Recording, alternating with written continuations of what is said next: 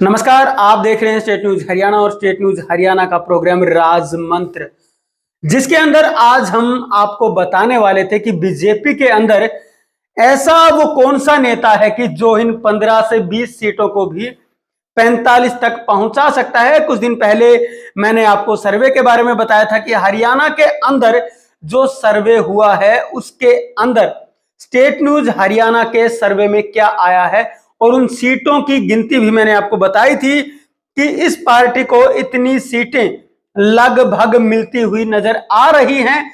और उसी दौरान मैंने आपको बताया था कि कांग्रेस और बीजेपी में एक एक ऐसा नेता भी है जो कि अपनी पार्टी की नैया को पार लगा सकता है।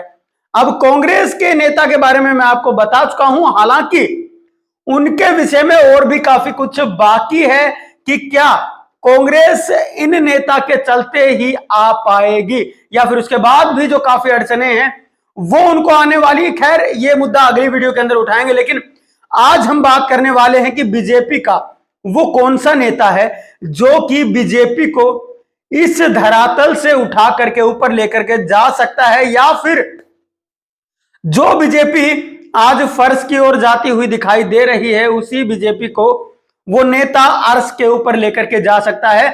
आप शायद सोचने भी लगे हों तो गलत नहीं सोच रहे होंगे।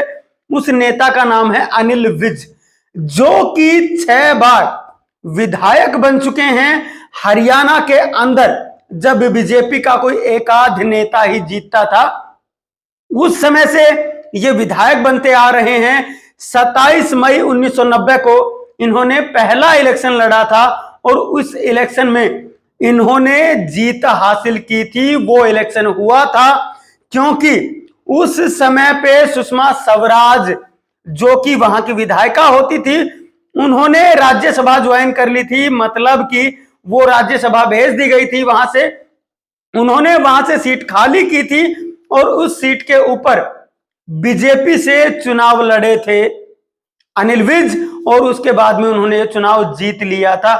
उसके बाद 1995 के अंदर बीजेपी से इनकी कुछ खटपट हो जाती है और उन दूरियों के चलते ये बीजेपी को छोड़ देते हैं। 1996 और 2000 के अंदर लगातार 2 इलेक्शन ये निर्दलीय लड़ते हैं और दोनों ही इलेक्शन के अंदर इनको जीत हासिल होती है। हालांकि 2005 के अंदर जो इलेक्शन होता है उसके अंदर ये मामूली अंतर से लगभग 600 वोटों से कांग्रेस के एक प्रत्याशी से हार जाते हैं, लेकिन सीट वही रही अंबाला कैंट।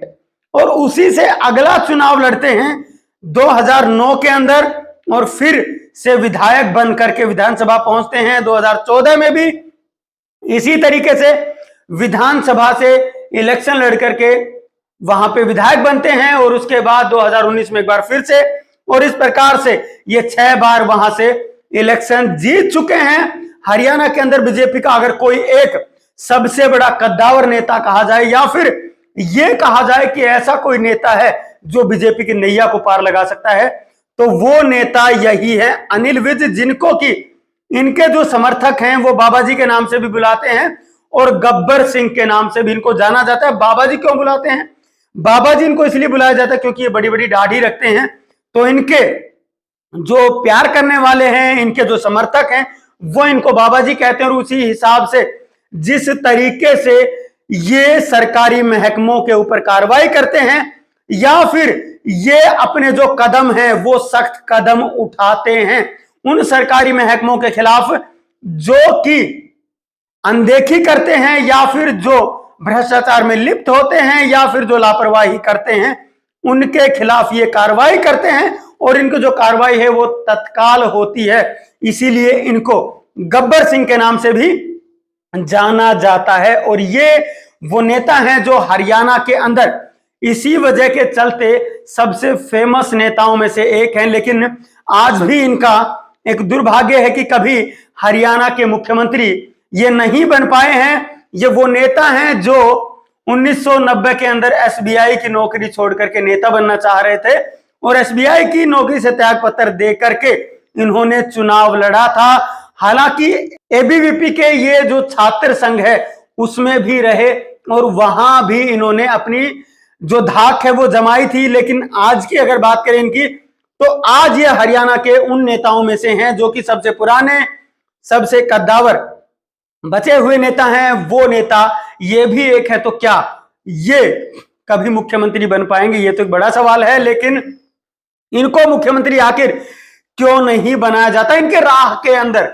जो रोड़े हैं वो क्या है, ये जो अड़चन है वो क्या आती है? ये वो नेता हैं जो सबसे बड़ी धाक रखते हैं, लेकिन इनकी जो पार्टी है वही इनके राह में रोड़े बनती है। रोड़े क्यों बनती है?